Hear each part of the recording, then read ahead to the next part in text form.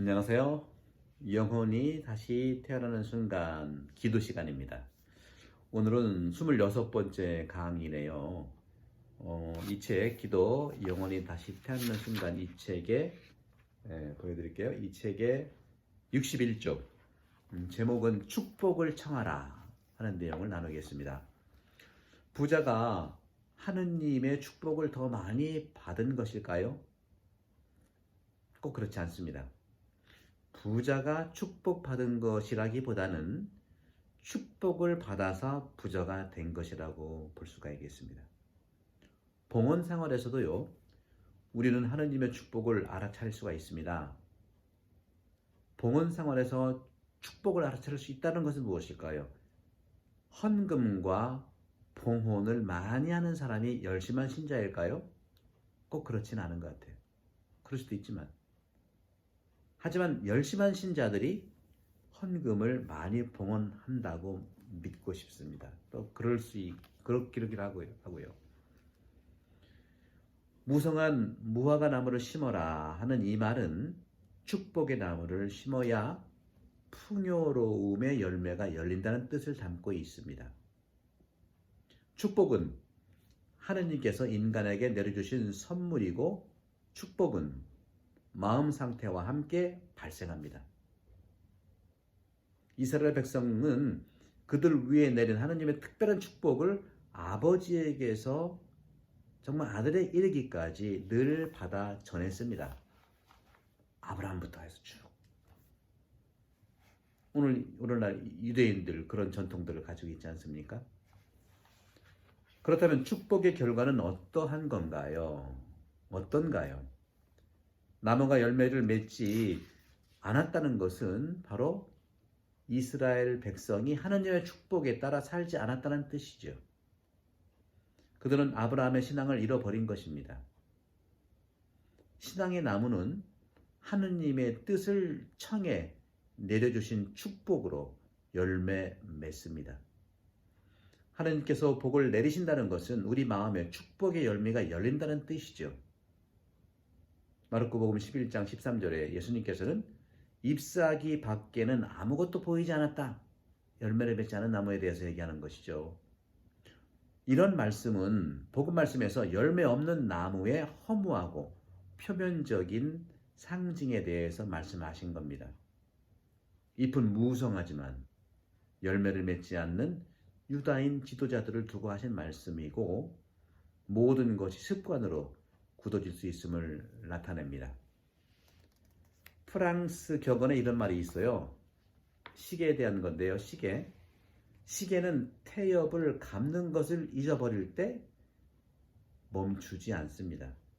태엽을 감아야 되는데 그걸 잃어버렸잖아요. 그걸 잃어버릴 때는 멈추지는 않아요. 하지만 잠시 후 갑자기 시계는 움직이지 않는다는 것이죠. 잠깐 안 줬다고 해서 시계가 안 가는 건 아니에요. 그런데 계속 그것이 고갈되면 멈추어 버리는 거예요. 그때 시계를 어떻게 태엽을 감을 수 있을까요? 이미 멈췄는데. 이와 같이 우리의 신앙생활도 지금 기도하지 않으면 아무 생활하고 큰 영향은 없어요. 시계 태엽하고 똑같죠. 지금 기도하지 않으면 언젠가는 시계처럼 움직이지 않게 된다는 것이죠.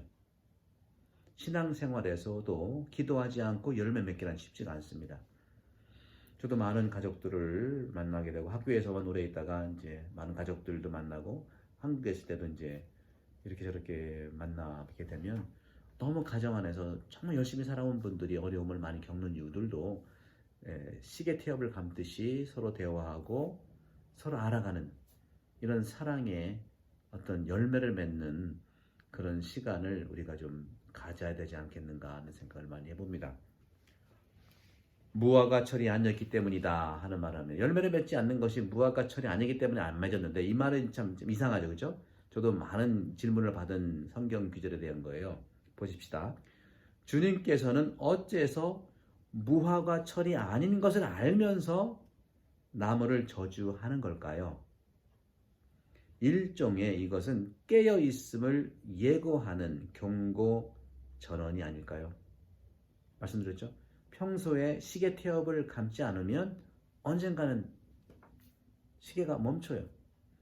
무화과철이 아닌데도 왜 저주를 하신 걸까? 태엽을 계속 너라 하는 것과 유사한 것이 아닐까? 이 비유는요, 열매를 맺는 철이 돌아왔고 또 지나갔는데도 신앙의 열매를 맺지 못하는 이스라엘 역사를 거울 삼아 정신 차릴 것을 알려주는 전언으로 보입니다. 그런데 무화과 나무라고 하는 이 나무에 대한 생물학적 특성을 알면 주님 말씀을 이해할 수가 있어요. 어떤 거냐면 무화과 나무는요, 1년에 2번 열매를 맺습니다. 무화과 나무의 특성을 보게 되면 바로 열매를 맺는 철보다는요, 2번째 맺는 열매가 더 잘 붙어 있다고 해요. 따라서 첫 번째 열매는 그리 맛이 뛰어나지 않지만 늦여름에 수확한 2번째 열매가 처음 열매보다 맛이 좋답니다. 이게 나무의 특성이죠. 따라서 일반적으로 무화과 철에는요, 맛이 좀 없는 열매가 있을 수 있다는 것이죠. 1년에 2번 맺는 그 나무인데 2번째, 철 지났다고 볼 수 있는 2번째에 철 지난 것처럼 보이는 것에서 더 열매 맛이 좋다는 것이죠. 따라서 일반적으로 곡식이라고 하는 것은 성숙한 때에 열매를 맺기 때문에 제철에 추수를 하고 수확을 하지요. 사과가 봄에 꽃을 피우고 가을에 열매를 맺듯이 모든 나무는 열매를 맺는 적합한 철이 있는 것입니다. 그런데 이 무화과 나무는 특성상 열매를 맺는 철보다 2번째 맺는 열매가 더 잘 붙어 있다고 하는 것이죠. 그러니까 열매를 맺는 철에서는 다 떨어져 버렸으니까 그렇게 이제 오해를 살 수가 있겠죠. 마태복음 24장 36절에서 하지만 그러나 그날과 그 시간은 아무도 모른다. 종말에 대한 것이죠. 열매를 맺는 것에 대한 것이죠. 따라서 늘 깨어 준비하고 하느님 뜻에 합당한 축복을 청해야 한다. 어떤 이는 일찍 하느님 나라를 위해 성장했고 어떤 이는 중년에 어떤 이는 나이가 든 인생 말년에 열매를 맺습니다. 인간은요, 다양한 열매 맺는 시기가 있어요. 10대 때 맺을 수도 있겠고 20대, 40대, 50대 아니 끝물에 열매 맺을 수도 있겠죠. 식물들도 열매 맺는 시기가 다 다르지 않습니까? 사람 다 똑같을 수 없죠. 나는 마치 오늘이 인생의 마지막 날이라 생각하며 살려고 노력을 합니다. 내일은 하느님의 새로운 선물이 있을 수도 없을 수도 있기에 오늘이 마치 마지막 날인 것처럼 열심히 사는 것이 바로 그런 것이죠. 열매를 맺으려면 먼저 꽃이 피어야 합니다. 꽃은 새로운 삶이죠.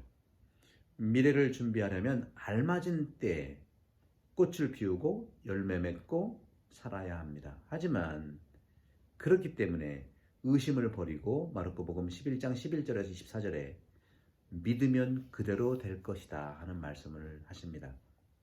이런 예수님 말씀을 마음에 담아 보시는 것이 어떻겠습니까? 그러면서 예수님께서는 밤을 새우며 기도하셨어요. 밤을 새우면서. 그리고 밤을 새우면서 기도하신 예수님의 이런 가치들을 보게 되면 주님은 모든 일에 앞서서 기도하셨다는 것이죠. 사람들도 중대한 일에 앞서 그 일이 잘 되도록 신중한 마음으로 기원합니다. 우리도 그렇잖아요. 정한수 떠놓고 우리도 시험에 앞두고 기도하지 않습니까? 20대 보세요. 어디든지 가서 기도하잖아요. 선배들도 기도하고요. 때가 돼서 기도하는 것도 상당히 중요한 일이죠. 평소에 공부를 해야 되지만 시험 기간 때 특별히 더 시험 공부를 해야 되는 것이지 않겠습니까? 하느님의 축복이 없는, 즉 인간의 고통을 극복하기 어렵습니다.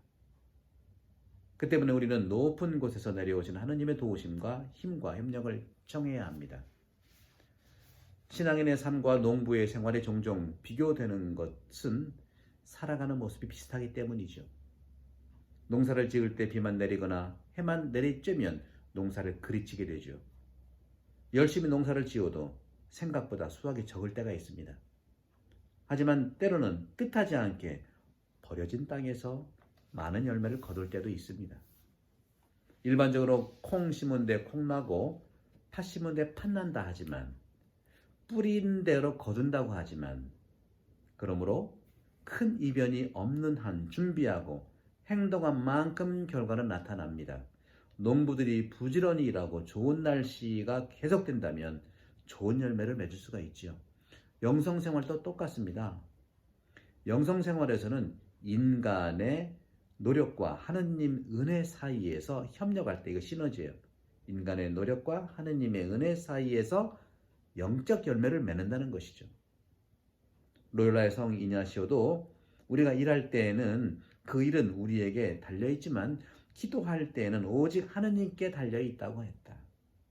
기도하고 일하면 하느님에 의해서 기도의 어떤 은총이 되는 것이죠. 예수님처럼 이냐시오 성인도 중대한 결정을 하기 전에 오래 기도했답니다. 내적으로 긴 시간을 기도하며 하느님의 결정을 청한 것입니다. 모든 성인은 일을 하기 전에 먼저 기도할 것을 충고합니다. 간단한 기도, 십자성어를 그으며 하느님의 축복을 청하는 것이죠. 그렇게 하는 이유가 하느님 앞에서 바로 믿음을 잃지 않기 때문입니다. 잃지 않기 위해서이죠. 하느님은 기꺼이 우리에게 좋은 일을 지지해 주시죠. 하지만 먼저 구체적으로 어떤 것이 좋은 것인지 또는 아닌지를 알아야 합니다. 식별이죠. 하느님은 오직 세상의 성화를 위해서 구원 계획 안에서 들어가도록 우리의 모든 행동을 축복하십니다. 하느님께서 선택하신 사람들에게 빛을 비추시고 하늘과 땅을 당신 뜻대로 하나로 묶어주시기 때문에 우리는 성인들처럼 중대한 결심의 앞에 오래 기도할 것을 청하십니다. 루카복음 6장 12절에서 19절을 참조하십시오.